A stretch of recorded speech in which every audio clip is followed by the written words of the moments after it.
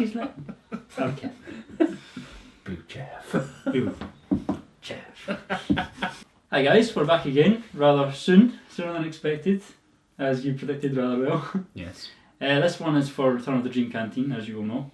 And we have been treated to another 17 songs by Red Hot Chili Peppers, which is amazing for all of us, and yeah. And for all of you. Yes. So once again, we've been tearing our hair out trying to figure out what our ranking is of this album. I'm still struggling with it, so these lists, as it was with Unlimited Love, are subject to change. This is just our thoughts 1 month on from the release. So yeah, without further ado, let's just get started. So my last pick, and I don't want to shit on this song too much. It's fine, because I'm going to. Yeah, that's fine. I'll just keep it brief. I'll just say, My Cigarette, I do not like this song. I've tried. I appreciate that they're trying to do something a bit different, but for me it didn't work. And I'll just leave it there. I'll pick it up from there. Because also my least favourite song is, as you may have guessed, My Cigarette. And I have to be honest as well, I don't really like this song, and you won't find me saying that very often about a Red Hot Chili Peppers song. Again, I appreciate that they have been trying new things with this album. And this is a very experimental album in comparison to Unlimited Love, I think, which is very welcome. And I do like a lot of the synth work that they have been using, but just this song for me just doesn't go anywhere. It doesn't do anything. It's not for me, unfortunately. Yeah. I'm the exact same. My Cigarette would be the bottom for me. It's far too repetitive, and even at 4 minutes long, it's way too dragged out. Mm-hmm. I do like the saxophone bit at the end. It is a bit different, but that's really about it for positives for me. So. Yeah, it doesn't change enough. Yeah, I would totally agree with all of that. That's what Ross had just said there. We've all agreed that even if it was maybe a maximum 2 minute little interlude in the middle of the album, it could maybe work. It wouldn't be so in that context. Offensive, yeah, but it takes up too much space on the album as in its current form. Perfect. So I've kind of been back and forth on my number 15 and 16 pick, but I'll just go with what I've got written here, which is maybe a surprise to some people, is Handful. Now, Handful, I don't think it's a bad song. The only song that I particularly dislike on this album is My Cigarette, but as you know the reasons why, I'll just say for Handful, I like the song. I just feel like there's some things about it I'm not as keen on. I don't particularly like the drum groove. I feel like it's kind of different just for the sake of being different. They could have just had a more simple groove behind it. The song's a bit slow. I kind of liked how the song started, because it actually reminds me of Strange World by Iron Maiden, the intro, with the harmonics and everything, sounds like it's going to go that kind of way. But it seems just kind of too shallow for my liking. And the only part I like about the song is the kind of faster tempo kind of bridge part. But other than that, there's nothing really that I'll go back to for it. So that's that. That's why it's 16. Fair enough. Yeah, my number 16 is probably one that would be surprising to people. My 16th pick is Copper Belly. Just for me, again, the song, I have enjoyed a lot of the heavy stuff that the Chili Peppers have been doing in these last two albums, but for me, I don't know if this one was just one too many in that kind of style at the chorus. And it's funny because I like and dislike it. The chorus is very strident, but I almost feel like it's the chorus is bashing me on the head with the someone's in love, that part. It just kind of actually kind of grates on me a little bit. I don't dislike the song, but that part I'm it's not my favourite part of the song, and that's for that reason it's my number 16. Yep. So number 16 for me is actually Shoot Me a Smile, which I feel like I knew there'd be some controversial ones after the last video. all over again. Yeah, it's not the last one probably. But yeah, I like this song. It's probably as I say, My Cigarette's the only song I really dislike on the album. But this one I like the Eagles style sound to it, and I like the fact that it sounds almost like a song that you'd find on The Getaway almost. So again, it's not a song I really have any problems with, but yeah, just in terms of songs that I want to listen to the most, that's definitely one of the bottom ones. So yeah, fair enough. My number 15 pick, quite similar to Anthony, is Copper Belly. Copper Belly was actually my 16th pick until just yesterday, and I changed it. Just because I find that I feel like Handful's a slog to get through, whereas Copper Belly's still alright. It's just only that, it's alright. And I find that I get through the song and then you're building up towards a solo, and I like the bass part, but I actually find John's part really quite some people I think like it, but I just find it a bit grating on the ears. That solo, it's I just don't like what I'm hearing that much. I just wish it was a bit more melodic, that part. And as for the rest of the song, Anthony's covered everything that I would say about it. It's just like the chorus is just like it's just like it's hitting me over the head, like you said. You put that quite well. So that's all I'd have to say about Coverbelly. Yeah. Yep. Again, it's just kind of going back and forth there. My number 15 is Handful. And there are a few songs in this album I think that are in like a kind of waltz 3/4 kind of time, and again I think that was just one too many. And that time signature for me, I felt like I was like watching Strictly Come Dancing when I was listening to Handful. That's another one. Yeah, it's not my favourite one. No. Yeah, same here. Handful would be number 15 for me. I just feel like it's a song that could have been cut. I do like the fact that the beginning has almost like a Pearl Jam style sound to the guitar. It almost reminds me of the song Jeremy. But as you guys have said, it's a song that we could have kind of done without. Like it doesn't feel like it really necessarily needs to be there. So yeah, that's my number 15. Yeah, cool. Well, I could be wrong in my guesses as to what everybody else likes, but again, I think it might be quite a contentious one. Peace and Love is my number 14 pick. So Peace and Love, I find I like both parts of Peace and Love, the verses and the chorus, independently. I don't particularly like them together very well. I feel like the verses are very like OG Chili Peppers kind of funky, and then it comes into the chorus and it's like, oh, it's like we've shifted decade here.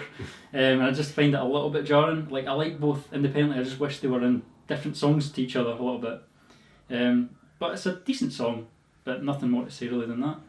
Yeah. Nice. Number 14 for me is, sorry Ross, it's Reach Out.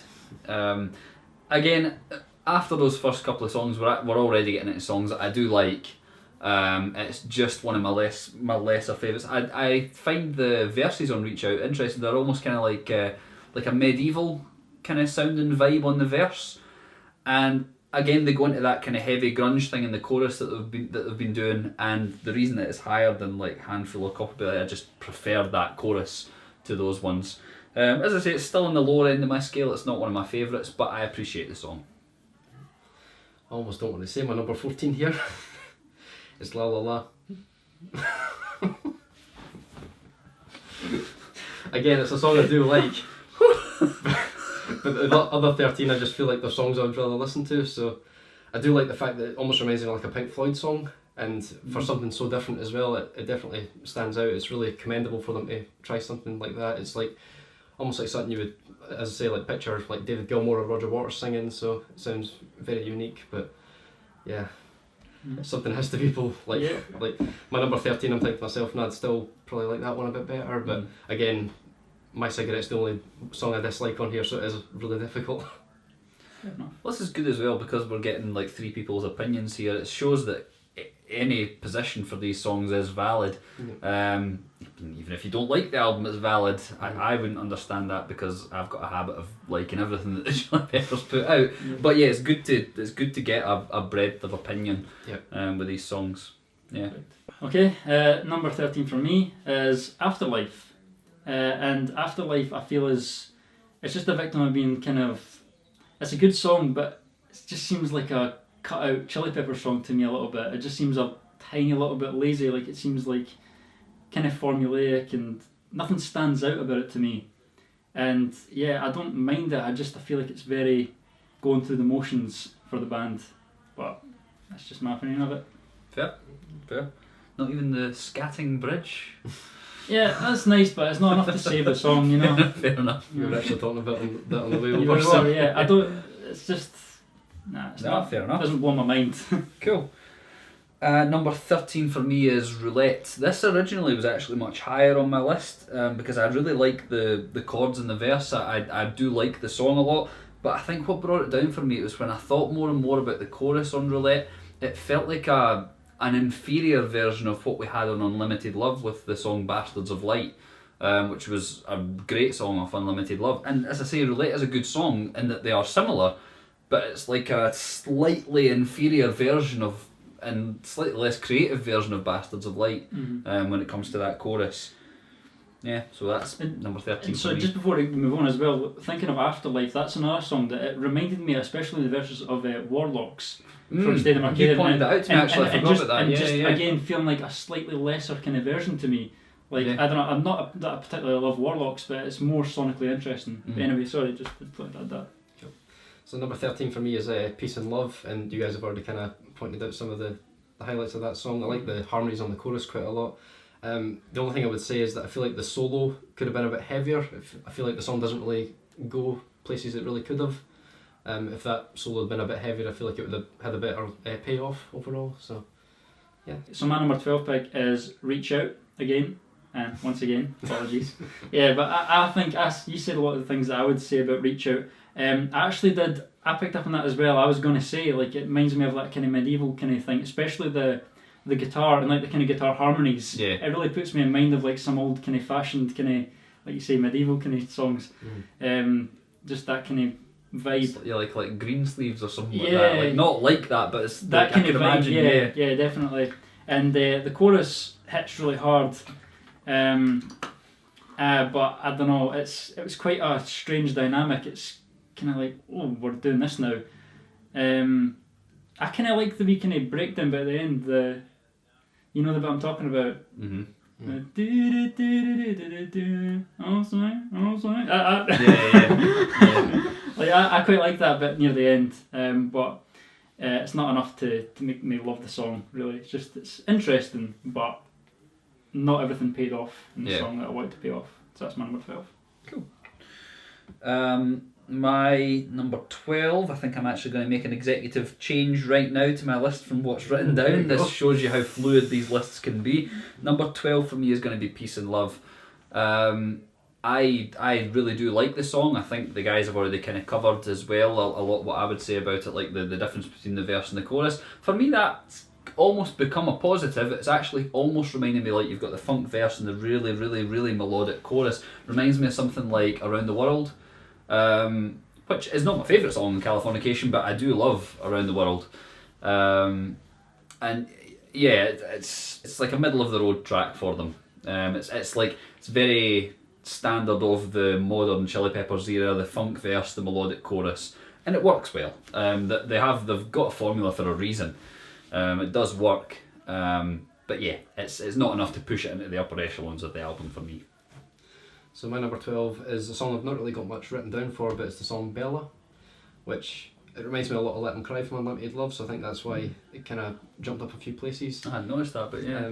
Yeah, so it's one that I don't really have a strong opinion of, but it definitely is like in mid-tier, I would say, so yeah. So I believe it's number 11. So number 11 for me is Shoot Me a Smile. So we're getting quite a similar kind of list overall. For Shoot Me a Smile, I basically just said, I like the song alright. I mean, it's kind of the same kind of thing with Afterlife. There's nothing really stands out to me about the song. I think it's cooler in the verses. I think the chorus loses steam and it doesn't hit as hard as I'd like it to. It kind of just seems like kind of bland to me, for lack of a better word. Which I feel bad in saying because it's a good song, but just there's other songs that push there's other songs that just push it more than this one. So yeah, that's my pick for number 11. Cool. Number 11 for me is going to be Afterlife. I really like it's like the verses have got quite an old school funk feel, like especially like very Parliament Funkadelic at the start where he does that like spoken word bit at the start. I really like that on Afterlife. Again, the chorus for me actually is what lets that one down a little bit. It's like it goes from being this really like song that's like full of attitude to like a kind of pretty chorus, whereas I think they could have like almost doubled down on like the scuzzy kind of aspect of that song. Like it sounds like they're playing it like full of attitude in the verse and the pre-chorus. Having said that, I really do like the scatting bridge on Afterlife, but yeah, that's the only thing for me. I do like the chorus, but it just, and again, I'm not averse to them doing like a funky verse and a nice chorus, but the verse is so kind of slinky funky style. It would be nice if they did like a heavy funk chorus rather than a melodic one in that one for me. So my number 11 is actually one that grew on me quite a lot over time. It's Copper Belly. Okay. I feel like the build up and the payoff of the song is really what kind of did it for me, and I feel like the solo at the end feels very earned. It's got that kind of like dissonant sound to it, and I feel like the song being quite chilled for the majority of it, and then it goes into that really heavy solo at the end. It feels like it really builds up like that. Mm-hmm. So, cool. Yeah, nice. I'm not going to say much about this one because it's been covered, and I would say I agree with a lot of it. Number 10 for me is Roulette. So I would say about Roulette, kind of what you said. I was like, where have I heard this before? And it's like, oh, Unlimited Love, Bastards of Light. It is. To me, it's a lesser version of that song, which, by the way, my opinion of that has improved even further. I would say that's probably like top 2 or 3 songs in that album for me now. But it just feels to me like a lesser version of that. And for Roulette, I feel like I like it's funny you say about the attitude, because I feel like Roulette's got more attitude in the verses as well, and kind of loses it in the chorus a little bit. But yeah, just to me is a lesser version of Bastards of Light, so I'll say no more than that. Yeah. From here on out, I actually don't have much written for any of these songs because they're all getting into the higher ratings for me. Now, number 10, this one had actually been lower on my list, and I had to go back and listen to it a few times to appreciate it, maybe in the context of the album. It's The Drummer. I really appreciate the energy in that this song brings, and which is funny because when I initially thought it, I thought it sounded quite, not a weak song, but weak. Like the sound of the song I thought was quite weak initially, but I've grown now to like really appreciate the different kind of energy that it's bringing to a lot of the rest of the album. And it does actually have quite a good bit of urgency as well, that was missing on maybe some of the previous songs that we've discussed. So yeah, I think it definitely earns its place being higher, because as I say, this was like probably one of the 2 or 3 lowest songs on the album for me when I first heard it. So it's fighting its way up, and it probably will continue to do that as I listen to the album more and more. So now when we get to the top 10, this is when it gets really difficult, because this song is one that I absolutely love, but I'm just thinking I still can't put any of the other songs below it. Number 10 for me is In the Snow. And when we were first listening to it, just before we started recording, the guitar riff at the beginning definitely reminds me a lot of Where Is My Mind by the Pixies. Mm-hmm. And I like the kind of relaxing and dreamy vibe to this one, and the narration at the end reminds me a lot of the song Deep Kick from One Hot Minute. So I just thought that was quite a cool little callback to an album that I think is actually quite underrated. One Hot Minute's one that I've always...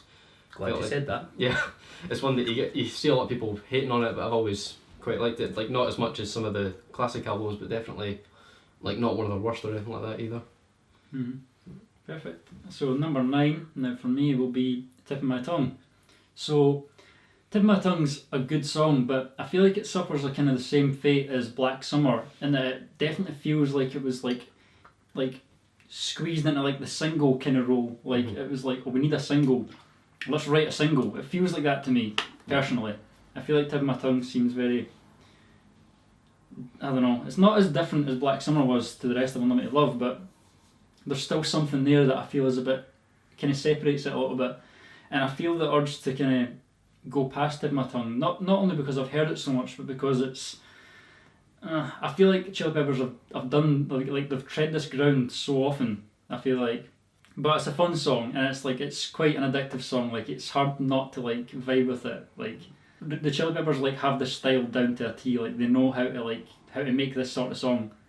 So I can't put it any lower than this because I enjoy it so much, but I can't put it any higher because it's old ground that they've tread already. Yeah. I'm putting Tip of My Tongue in the exact same spot. It's number 9 for me. And a lot of the things are similar to what Lewis is saying there, so I don't really have to give the same critique. Well, I'll talk about some of the things that I like about it, though. There are parts of the song that I do think remind me, actually, not the heaviness, but just some of the note choice reminds me of Ready Made from Stadium Arcadium. You know, the bit, the na na na na na na na na na, yeah, the chromaticism, for all you music lovers out there, the chromaticism of that riff reminds me of the riff, the main riff on Ready Made from Stadium Arcadium. And again, as someone that plays guitar, it's a funky tune, but even within the funk side of things, there are some quite interesting chords that John Frusciante is picking out that I really appreciate. When I was learning how to play it, because that's just what we do, we learn how to play the new songs and things like that.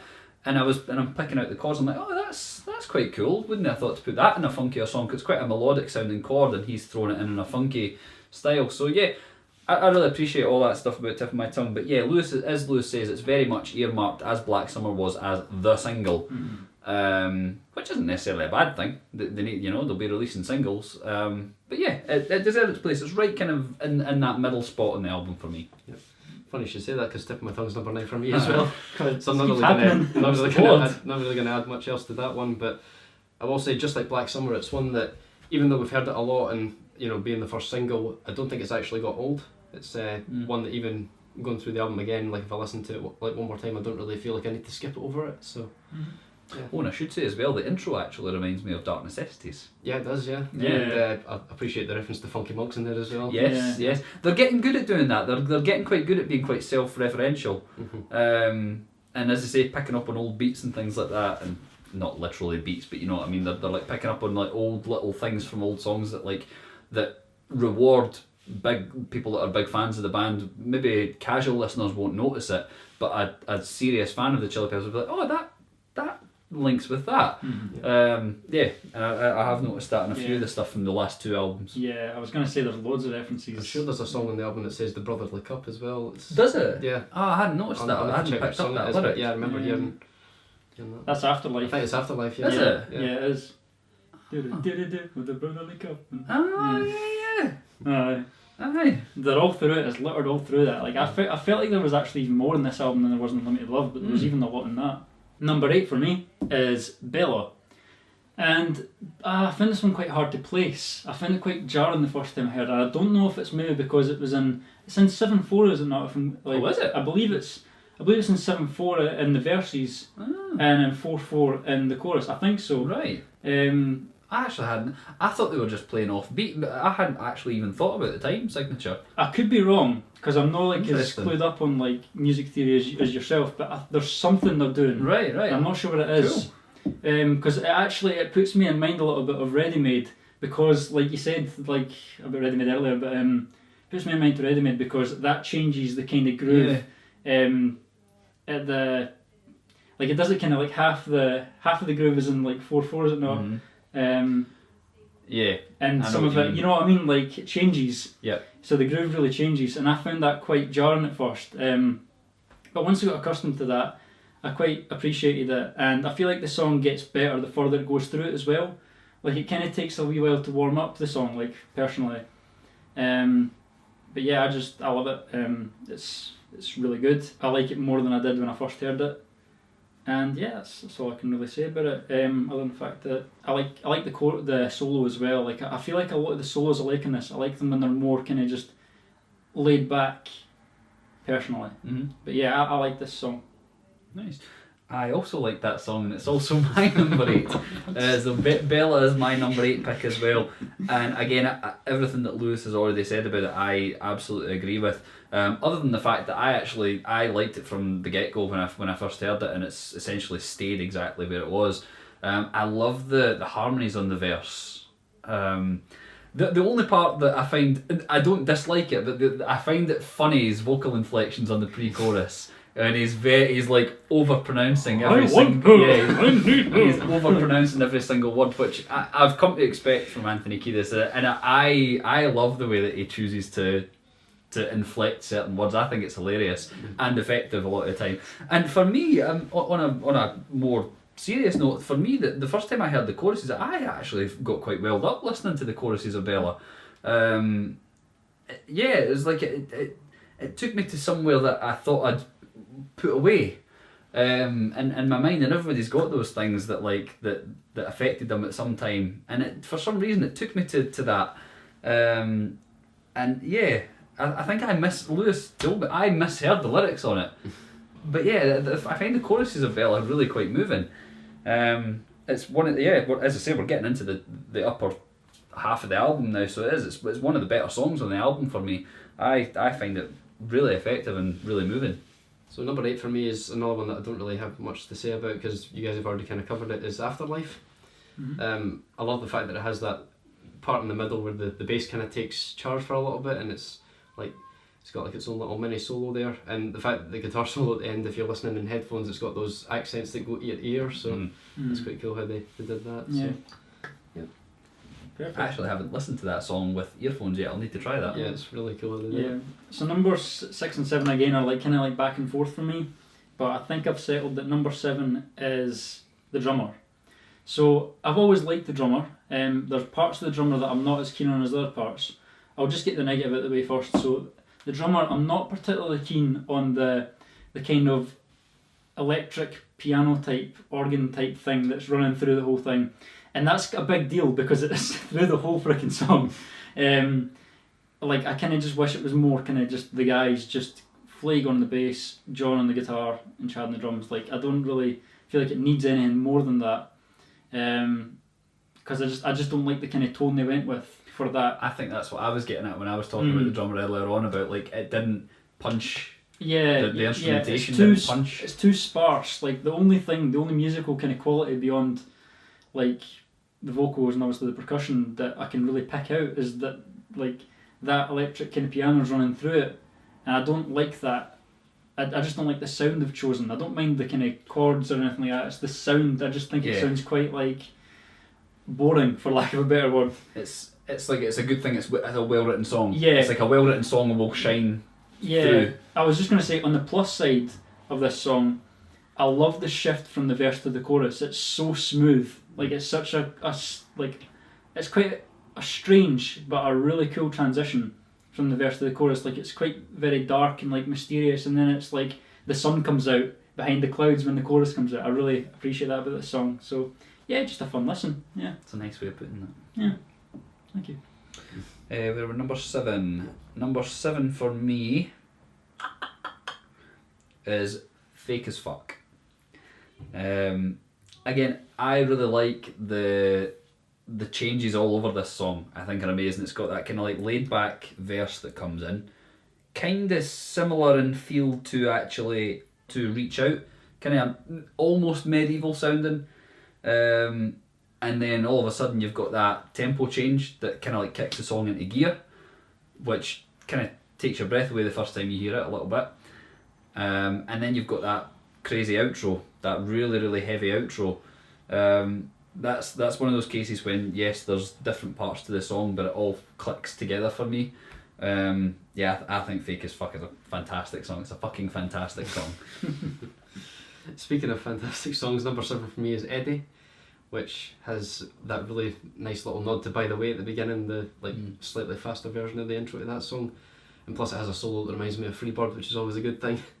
And plus the lyrics having the tribute to Eddie Van Halen, it's a really nice, touching tribute to him. Yeah, perfect.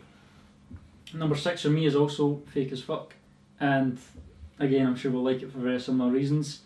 I like the change. I love it when it changes to that kind of faster tempo, like the very pretty little ditty sounding kind of part with it.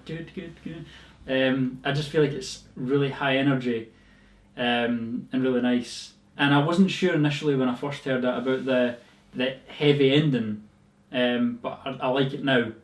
I feel like it's okay. Like, I don't mind it being there anymore. Like, initially I was like, oh, that seems very like really heavy Stadium Arcadium, like in a song that didn't sound like that anywhere else. But I feel like it works just well enough. I'm curious as to what that song's about. And I've mentioned to you what I think it's about. I wouldn't want to offend anybody, but not to talk about it. But I want to know what that song is about. I don't, but I want to know what it's about. Yeah. Number 6 for me is Shoot Me a Smile. This song's always been high on my list. I actually thought it was going to be higher, but I think it's one of those ones that was actually, I made the mistake of hearing the album vaguely for the first time out of order, and it was the first song that I heard that really jumped out at me and thought, oh, this is a really good song. It's a basic song. It's one of the few songs that doesn't have a guitar solo or anything like that, but I quite like how basic it is, and it's just a nice tuneful song. There are some horrendous lyrics in it which are hilarious. There's standard Anthony Kiedis lyrics in there which are I love them. They're hilarious and horrendous at the same time, and especially in such a nice song. I love the fact that he can throw very inappropriate lyrics into a really lovely song, and it still works for me. What lyrics are you referring to? I'm referring I know, to, but I want you. yes, I want you to say. I want you to say it. I'm referring to particularly like to, was it to make my baby go boom? I'll put my grease in your spoon. Which, Oh my god. yes, Anthony Kiedis wrote those lyrics and sang them in that song. But Ross, yeah. what's your number 6? Yeah. Well, I mean, considering this is the guy that wrote Sex Rap, we shouldn't be surprised. Yes. But number 6 for me is Fake as Fuck. The fact that this has this, the verses that kind of remind me a lot of These Are the Ways. It's quite a nice little callback to that. The tempo change almost kind of reminds me of Venice Green a little bit as well. Oh yeah. And just the fact that each chorus actually has like a, or the second chorus has like a brass section, kind of adds a bit of an extra layer to it. So it's kind of sounds a bit more unique that way. Cool.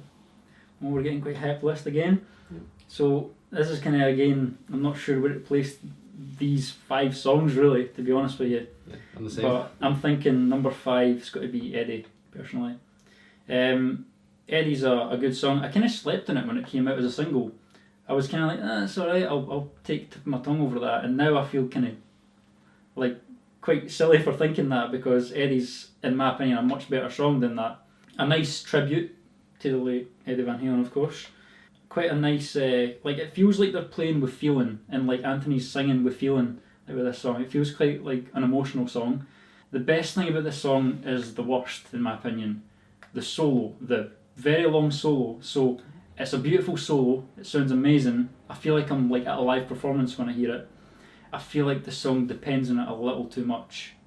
I feel like it's quite weird for a song to have such a long solo. Yeah, just I feel like it relies on it a little too much personally. But like I say, it's the best part about the song, but I feel like it goes on a tiny little bit too long, personally. Just a little bit.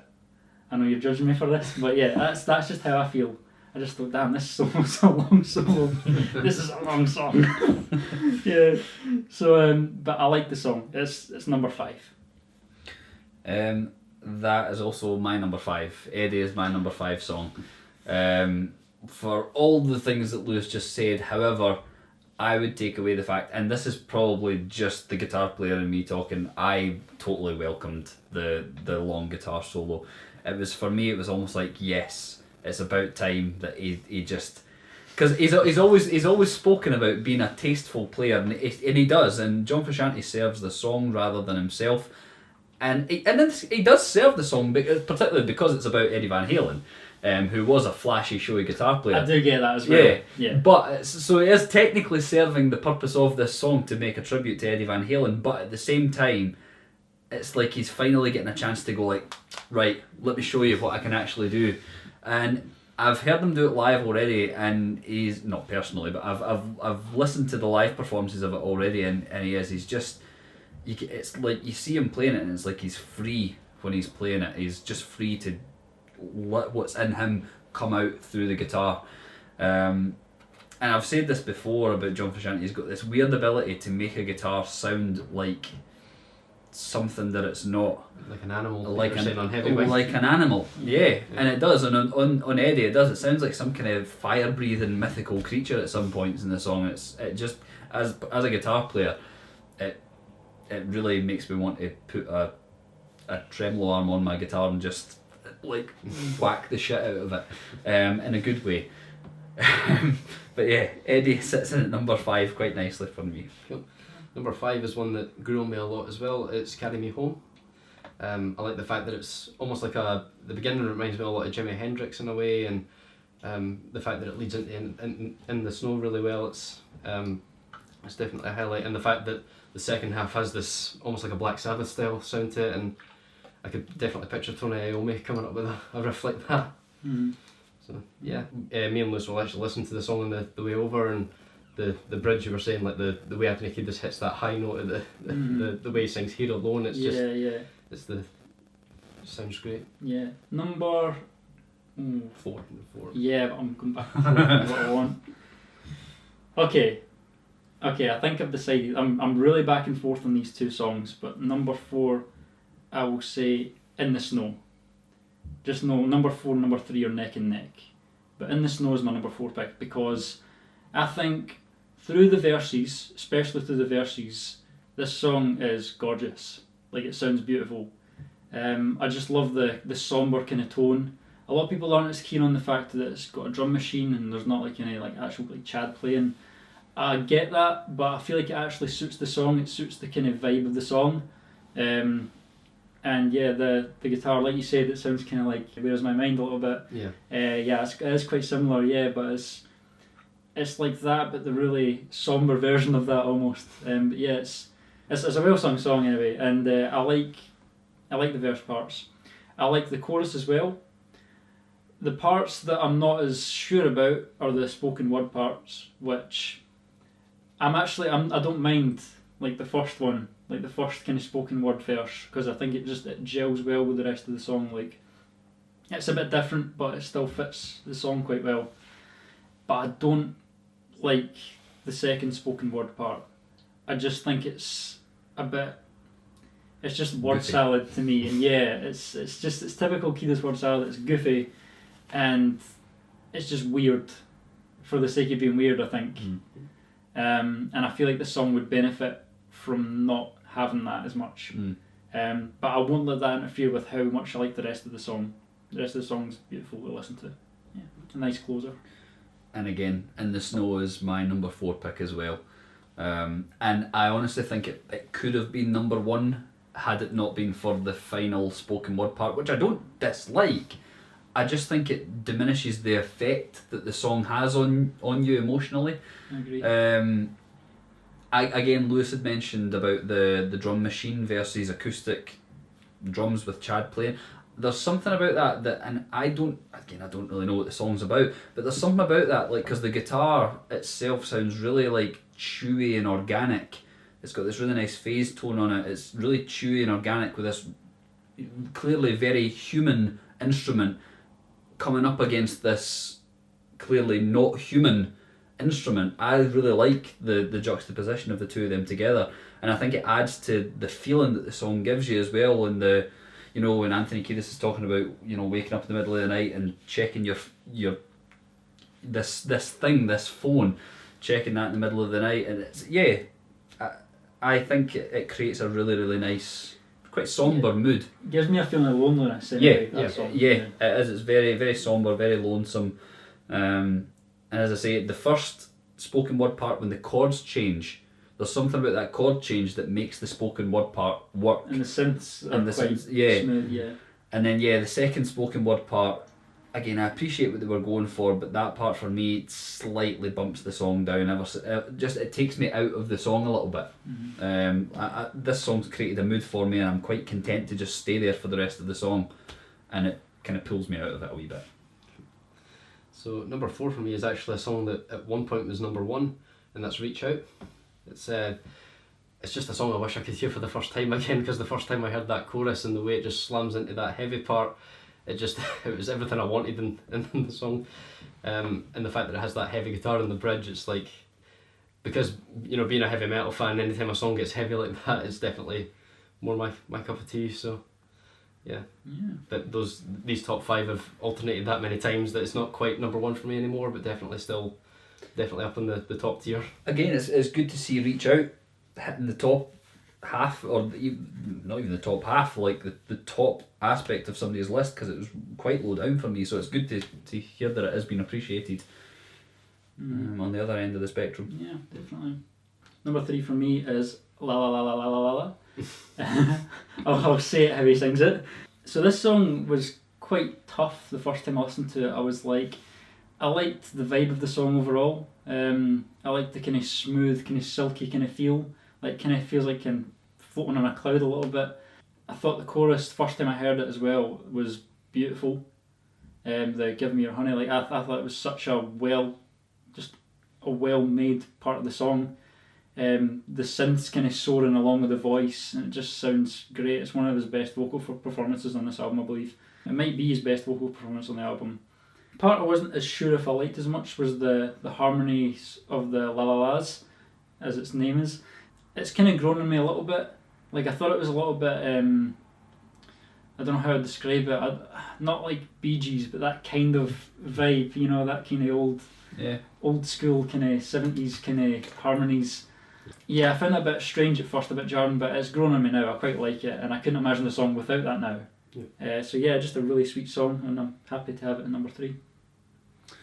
My number 3 is Carry Me Home, which I think at one point would have probably sat in my favourite, and probably on a different day would sit as my favourite song in this. This one's very different for the Chili Peppers. For all the Chili Peppers are really influenced by a lot of good blues musicians, they very rarely venture into complete blues territory, and that's pretty much what this song is. It's a very blues based song, with Anthony Kiedis doing his thing over the top of it.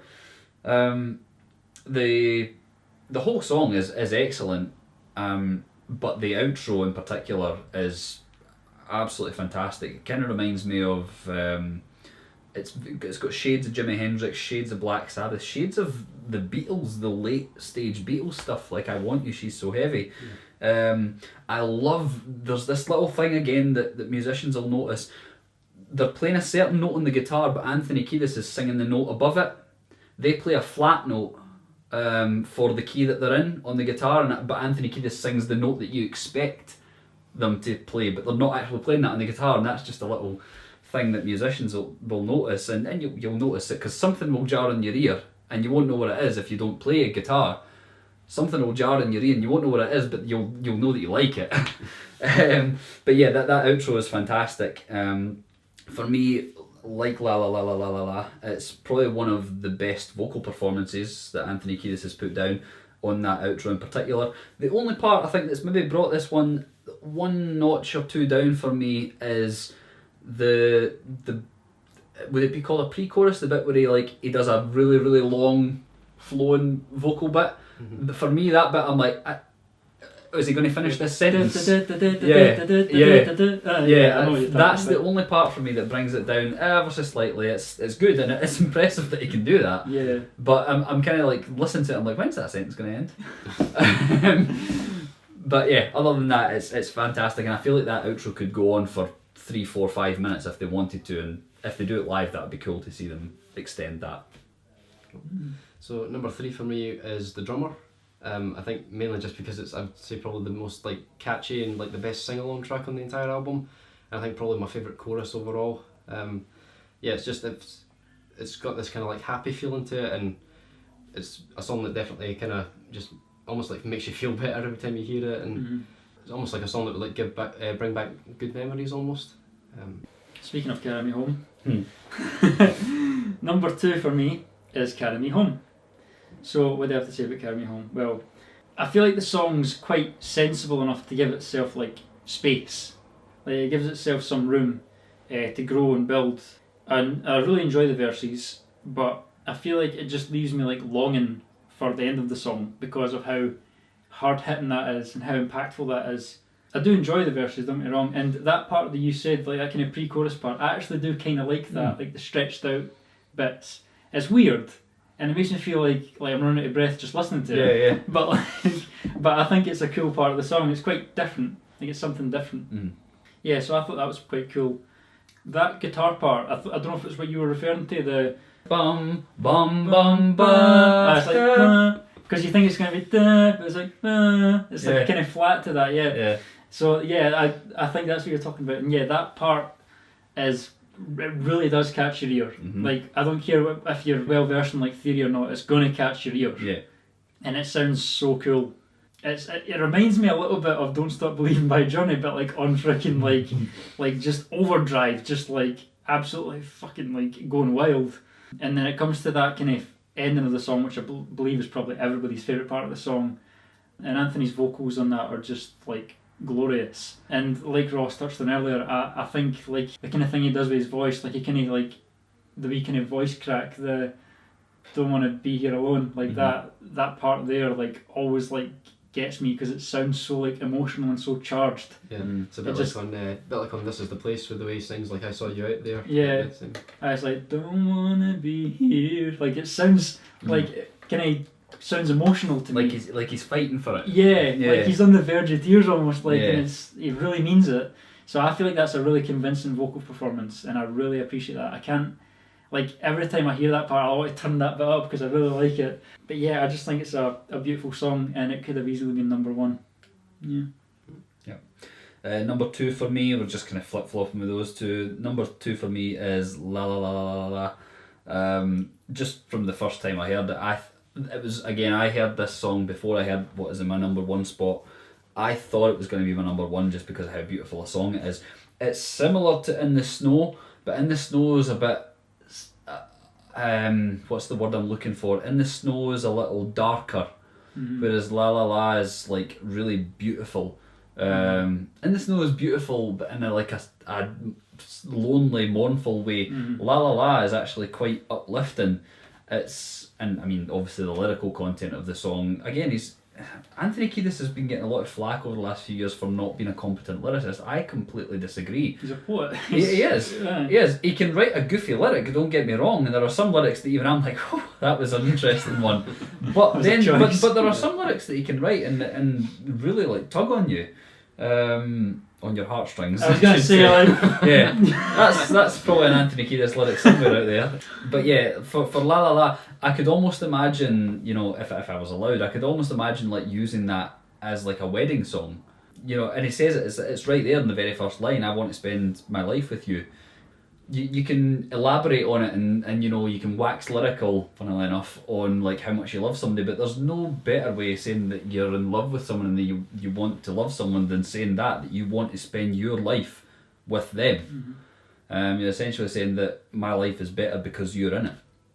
And that's, as I say, it's just a really beautiful sentiment. So number 2 for me is another one that has kind of been a bit of a controversial one, is Roulette. I think just because it kind of reminds me a lot of Bastards of Light, which was my second favourite on Unlimited Love. And I think, you're saying about how it's kind of an inferior version of that. I mean, I think Bastards of Light is definitely a better song, but Roulette still does hit me the same sort of way. And the fact that it has the bridge that goes to a minor key, but it still has this kind of optimistic sound to it. That when I drove her to Villanova, it's still got this really like nice feeling to it. So yeah, it's definitely. And probably the song that I have went back to the most, just like Bastards of Light, it's the song that I've kind of, even though my number 1 is technically probably a better song in my opinion, it's Roulette's definitely, like, if I was to say to someone what's the best song to introduce the album with, I would probably say Roulette is a good like entry point. Nice. Yeah. Has it happened again? I think it's happened again. I think it's happened again. I think we've exactly all got the same number 1. Yeah. Okay. So right. what we could do, we could all just talk about this song, I think. Yeah. Well... And this song is Lewis. Bag of Grins. So, I've got a little bit to say about this one. So, first time I heard it, it was one of those, like, what the fuck moments. I was like, what am I listening to? Is this the Chili Peppers or not? It's, to me, the biggest example of the band basically severing their creative restraints. It's basically saying, like, right, what is the Chili Peppers song made up of? Right, let's do away with all that and do something totally different. It's grungy, it's experimental, it's hard hitting, it's just all these things all smashed into one. And it seems like they've just kind of went out on a limb and been like, people might not like this, but fuck it, basically. Yeah, it's not like a Chili Peppers song like as we know to expect them. Even with their more experimental kind of side, I feel like they've never made a song like this before. Yeah. It seems like a grunge song to me. Yeah. But like only like with that Chili Peppers kind of like sheen to it. And yeah, I actually love them for making a song like this. I think it was so ballsy. Yep. And it paid off like so well. So yeah, that's basically like what I've got to say. But yeah, I think, funnily enough, I think the closest that they've gotten to this style was on One Hot Minute. But yeah, for what I think about this song, the first time I heard this song, it was completely the opposite. The Heavy Wing was our top pick on Unlimited Love, which I loved from the second that song started. I was like, I know this is going to be a good one. When I first heard Bag of Grins, I didn't quite know what to make of it. And yet it's ended up in my top spot. So there's something in that song that kind of like slowly pulls you in, and the song slowly reveals itself for being as good as it is. Because right up until a certain point, the whole song's a little bit off kilter. And you're not quite sure what it is or where it's going, because the chords that are used, they're very odd. they don't, in typical songwriting, relate to each other, the chords that are being used. And yet and it's like the four guys are managing to like wrangle these things that shouldn't work. Yeah. And they're managing to put them together and actually find a way to make them work. And then it's almost like you get the outro, which is like it's almost like a relief. You're like, this all makes sense. It all leads up to this outro, which does sound slightly more like quote unquote standard songwriting, but it's like they've earned these normal chords to be used after managing to create a song using very, very, very odd musical ideas. And yeah, it's funny because the song, it doesn't make me feel the same way that the Heavy Wing does. Not at all. But it keeps bringing me back. I keep wanting to hear it. It's almost like it's inscrutable. It's like I'm trying to figure out how they made this song. It's more like the song intrigues me more than... Yeah, I totally get that. Yeah, because it's a feeling of triumph for the Heavy Wing, I Yeah, feel like. And yeah. this one, it's nothing like that. This song I actually find quite creepy. Yeah. I find it quite eerie, this song. Yeah. Yeah, definitely. Well, we were kind of like talking about this song a while back, and we were talking about the kind of lyrical content of it as well, and we were kind of discussing what it could be about. And did you not touch on like the idea of it maybe being like about a person that's maybe losing their memory or like losing themselves? Like, It reminds me almost of someone in like a nursing home, like an old person's nursing home, and they're watching their life slip away from them. The lyrics are quite heavy in this song. Like there's a line where it's, what is it? All the treasures you have saved, your children now divide. Like that's a heavy lyric. And the corner spins with his bag of grins and is sewing up my lips. Sewing up my lips. It's like losing your voice as you get old and you can't. Of this whole album, yourself. like that painted like such a picture for me. Yeah, like it is. It's scary. It this is song. scary. It is. It's like a death song almost. You know what I mean? Yeah. It's like an impending kind of feeling it gives off. What do you mean? A lot of grunge songs had that kind of feeling. Like Alice in Chains pretty much wrote about death in like every song. And, Well, yeah. I mean, Yeah. I mean, it's just the I think the ambitious structure of the song is really what kind of resonated with me the most. Yeah, what really caught my ear is the part where it's the kind of like, I don't know if it's like a bridge or a post-chorus, the suddenly when the moment comes. So that comes in the first time after like the chorus, right? Yeah. And it plays out fine after a full chorus, but then it comes in after half a chorus the second time After round. one line. After the not first line, even yeah. half of it, after one line. At 9 o'clock I turn my heels and you're expecting the rest of the chorus and then you're just hit with that bridge. But this time all the instruments are playing and it just hits you like, whoa! Again, it's like almost like the storytelling within the music itself. It's like an old person getting the rug pulled out from underneath them. Yeah. You know, like getting taken out from their home and taken to, like, as you say, maybe a care facility Like or you something say, like that. it gives me that feeling as well. I was just going to say something like that, yeah. But like even like the pessimism in the lyrics, like is it crawling up to the mustard gates, not the pearly gates, the mustard gates. It's like there isn't really a sheen and a nice thing about getting old and passing away. It's kind of horrible, really, to start to like lose your faculties and. Yeah, it's a very, very hard hitting song. It's a great song, don't get me wrong, we're painting quite a negative picture here, and it is the content is maybe negative, but they make such a great song out of it. Like it's quite introspective, and yeah, I feel like it's very well written, and like you said as well, like the music's well written. Like the music tells a story. Like if there were no lyrics in this song, it would still feel like a creepy song, just by the way, like not just the chords they've used, but like the song structure itself as well. Yeah, it's a really well crafted song, and for me as well, I didn't think it would be my number one, especially the first time I heard it, because it was like, what the hell is this? And now it's like...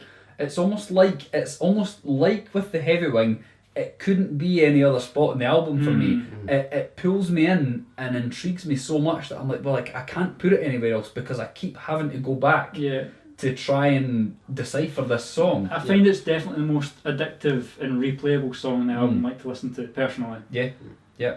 It's a fantastic song. You should go listen to it. Yeah, and it would be nice to go and hear it live when the Chili Peppers return to Scotland. Yes. We're waiting. We're due one. Yes, we are. Yeah, roll on Bella Houston, whenever it may be. We forgive you. It's fine. fine. We'll be there next time. We'll wait patiently. Yeah, Yeah. we will wait. Yeah. We waited 5 years to see Green Day. That was worth every second. So. Yes. We will also wait for you. Yeah, just to put in context, if any of you are unaware, we had a Green Day gig that was cancelled and postponed again and again and again, and eventually we got to go and see them just that summer there. And 2 days later we were due to go and see the Chili Peppers as well. And was it the day before? It was the morning It of. was the morning yeah. of even. It was 9 in the It morning. was cancelled, and we're still waiting. So we're like we've seen them before, Yeah. and but this is back when I have very little memory of that gig because I was so young. So this will be the first time for me going to see Chili Peppers as an adult, and I suppose yourself as an adult as well. Actually, Yeah, you yeah. were still quite young. I saw the Chili Peppers in 2004 on the By the Way tour and 2007 on the Stadium Arcadium tour. Lewis was there on that second gig. Yeah. So we have seen them with John. Well, Lewis and I have. Ross hasn't had the pleasure. Yeah. Looking forward to it though. But Yes, we will. but he will. He Yeah. will. He Yeah. will. And Hell Mega Tour was my very first concert, and it was the best night of my life. So That was a very, very good And gig. he's got the bug for it now. Yeah, Yes. going to see Iron Maiden in June as well. So Yes. So yeah, the one positive thing I'll say from this is that, well, before we wouldn't have gotten any Dream Canteen songs, now we will. So yeah, play Bag of Grins. yeah. Yes. Among others. Yes. Yes. That's true. Actually, it's you know, one door closes, another door opens. Yeah. Every Yeah. cloud has a silver lining, and yeah, when we see them, more than likely we will get. Well, absolutely. And at this point, we will get songs from Unlimited Love and Return of the Dream Canteen, and across the entire discography. They've been doing a good job throughout their tour of satisfying a lot of different aspects of the fans' tastes throughout their career. Yeah. And just lastly, out of all of us, we'll start with you, Ross. Opinion between Unlimited Love and this? Yeah, I think Unlimited Love, I'd say, is probably the more consistent album for me. Like, with this album, My Cigarette was a song I just flat out didn't like, whereas Tangelo being my bottom on the last album, I still really enjoyed that song. So, Yeah. and even though Bag of Grins is absolutely incredible, I still put Heavy Wing as probably the best Chili Pepper song of the past 15 years at least. So, overall, even though they're both pretty neck and neck, I would still give the slight edge to Unlimited Love, but that's just me personally. Yeah. Yeah. I'm a little bit torn because I think I've listened to this album more than I listened to Unlimited Love, but I think this album rewards you for going back to it, and as I say, like a song like Bag of Grins in particular rewards repeated listening. I think Unlimited Love is a safer album, which is great. I mean, you can just listen to Unlimited Love all the way through and just have a really nice, pleasant experience. Not that they don't take any chances. You've got songs like Bastards of Light and White Braids and Pillow Chair, but this album can be more hit or miss, but I really appreciate everything, all the chances that they took. I really appreciate that they did that. And as I say, any criticism that we may have given on this video, it's only because we really care about their music and we know how good they are capable of being. And, as you say, if you take a chance and it doesn't quite hit, then, kudos for taking the chance and putting it out there for us to hear. I'll appreciate every song I get from them. Yeah. I was going to say, for a band who's just released 34 songs, actually more than that if you include the bonus ones, but 34 official songs and within a year to the public. And, for me, over 30 of them are really good songs. Like, that's saying something. Yeah. Like, and yeah, I'm not, like, I think we're all biased towards the Chili Peppers because we all like them, but I will call out a song if I don't like it. Yeah. And I've only had to do that a couple of times, maybe really only once. Yeah, once across 2 albums. Yeah, a song that I particularly didn't like. So you're doing alright if you're doing that, I think. Absolutely. Yeah. Yeah. Oh, definitely. Yeah, if you can release 34 songs and, I'd happily go back and listen to 33 of them. Yeah.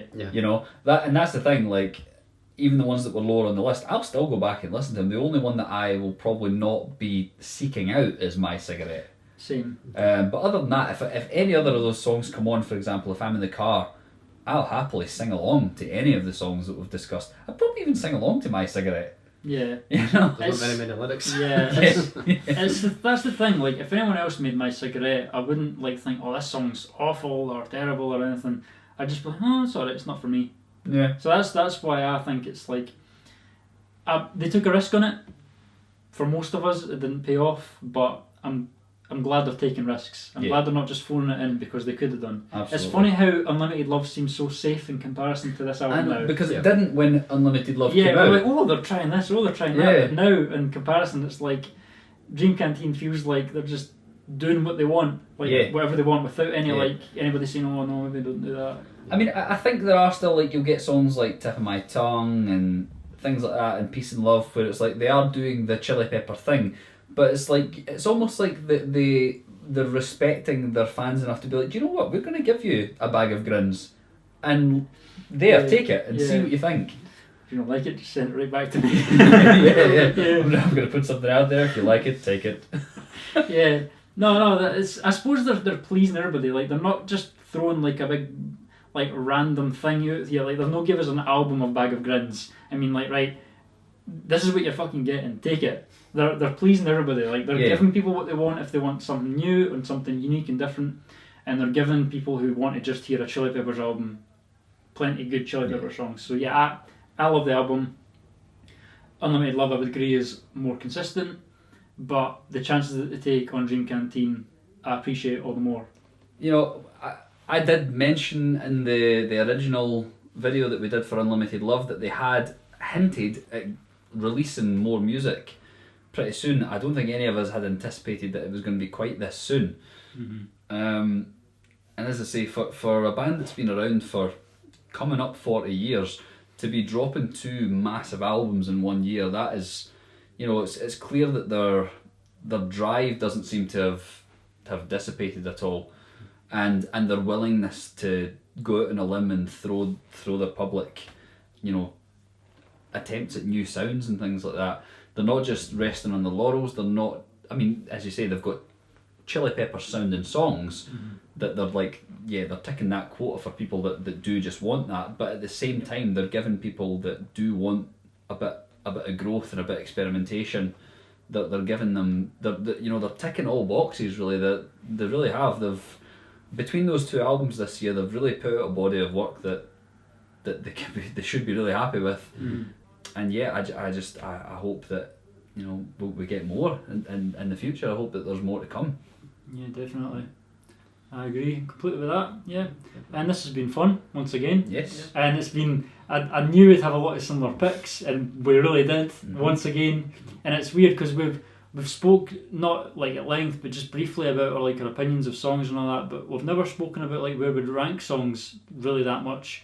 So it's quite telling and quite interesting that like we've all had such similar opinions. Just just happen. Like again, it's really strange, but I guess we're all kind of like-minded to a certain extent. Yeah. That's because, believe it or not, we make a point of not telling each other what the list is going to be that we've come up with.